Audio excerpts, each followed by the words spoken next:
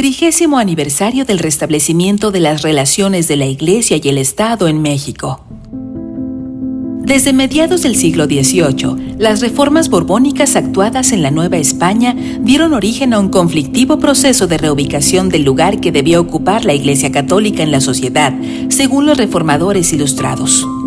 Esto fue el inicio del proceso de secularización de larga duración que llevó primero a la sociedad novohispana y luego a la mexicana a una serie de cruentos enfrentamientos con relación al lugar que debía ocupar la Iglesia en los diversos proyectos de nación que se establecieron luego de la prolongada lucha de independencia, 1810 a 1821. La necesidad de afirmar el carácter laico del Estado parece ser una constante histórica en México desde aquel proyecto de nación liberal consagrado en la Constitución de 1857. Un Estado empeñado en reafirmar su monopolio sobre lo público, frente a una Iglesia resistente a concederle tal derecho. En una serie de eventos que abarcaron una centuria, las relaciones entre el Estado y la Iglesia en México tuvieron momentos de mucha agresividad por el desencuentro de intereses que provocaron la reforma de Valentín Gómez Farías, 1833, la desamortización de los bienes eclesiásticos, 1856, la nacionalización de los mismos, 1859, la separación jurídica entre la Iglesia y el Estado, 1857. La incorporación de otras leyes reformistas, promulgadas desde 1859 a la Constitución en 1873. La inexistencia jurídica de la Iglesia con la Constitución de 1917. El levantamiento armado de los cristeros, 1926 a 1929, 1934 a 1938. Y el establecimiento del llamado modus vivendi entre el Estado y la Iglesia, 1829. En todo este proceso contencioso participaron las corrientes políticas, religiosas, sociales e intelectuales características de los siglos XVIII, XIX y XX, haciéndolo aún más confuso: ilustración, racionalismo, regalismo, galicanismo, liberalismo, conservadurismo, socialismo, ultramontanismo, clericalismo, jacobinismo, catolicismo social, positivismo, marxismo, nacionalismo, teniendo como telón de fondo la consolidación del Estado Nacional y su tendencia a monopolizar la creación del derecho.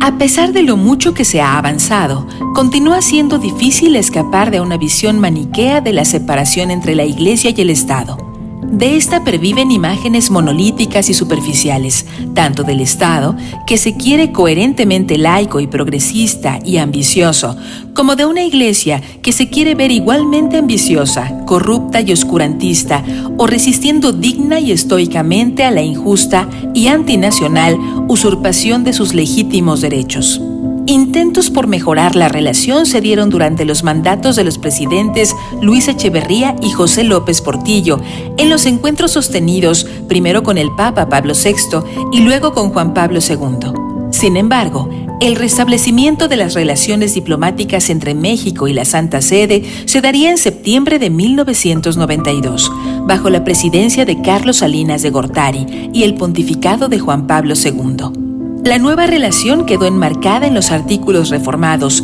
130, 27, 24, quinto y tercero constitucionales, que establecieron desde entonces una distinta relación de las iglesias con el Estado y un nuevo estatus, estas bajo el nuevo nombre de asociaciones religiosas. Se reconocieron, además, los derechos civiles y políticos de los ministros de culto con derecho a voto, manteniendo las restricciones históricas a ser votados y a ocupar cargos de elección popular, a asociarse con fines políticos y a posicionarse en contra de la Constitución y las leyes. Más recientemente, la reforma de los artículos 40 y 24 en los años 2012 y 2013, respectivamente, constituyen el inicio de una serie de discusiones políticas, sociales, religiosas y legislativas que habrán de definir conceptos centrales plasmados en estos artículos constitucionales y su aplicación: república laica, libertad de conciencia, de convicciones éticas y de religión. Alrededor de ello se tejen no solo un sinnúmero de reivindicaciones ciudadanas, sino también y, sobre todo, una estructura política y social de la nación. Fuera de nuestras fronteras ideológicas y geográficas, el debate en torno al Estado laico transita desde hace años por un cauce distinto que no se restringe al ámbito de las relaciones Iglesia-Estado, sino que se proyecta más allá, al del espacio amplio y de mayor altura, en donde se teje la discusión moderna en torno a la libertad religiosa. Teniendo presente que no se puede limitar la plena garantía de la libertad religiosa al libre ejercicio del culto, debe ser contemplada en su justa consideración la dimensión pública de la religión y, por lo tanto, la posibilidad para los creyentes de realizar su parte en la construcción del orden social, como afirmó el Papa hoy emérito Benedicto XVI el 18 de abril de 2008 en la alta tribuna de las Naciones Unidas, abogando por la acción política de los creyentes. Es necesaria, hoy más que nunca, una laicidad inteligente, contrapuesta a la laicidad incompetente, típica de la demandada neutralidad del Estado en cuestiones de religión y sentido último, partiendo de la premisa de la existencia de un Estado y una Iglesia condenados a entenderse, en la medida en que, se quiera o no, hay una relación compleja pero inocultable de la política con el sentido. Porque en políticas sociales, en cuestiones de vida y muerte, nacimiento, aborto, integración social, multiculturalidad, eutanasia, etc., son inevitables los roces.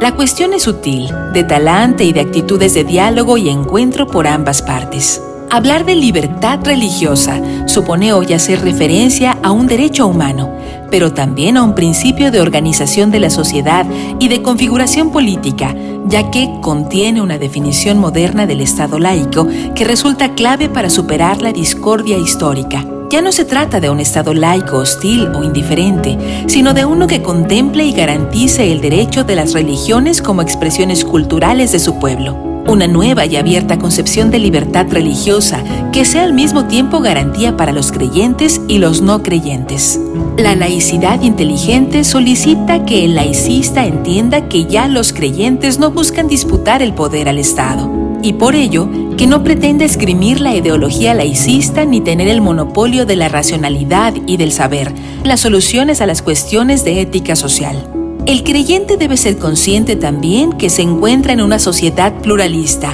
laica, donde no se puede sentir dueño del monopolio del sentido de la vida ni de la moral, ni tampoco de todas las soluciones adecuadas a los complejos problemas sociales. Es tarea nuestra hallar caminos de encuentro que ayuden a construir realmente una sociedad democrática, pluralista y tolerante, donde los seres humanos podamos ser y vivir mejor.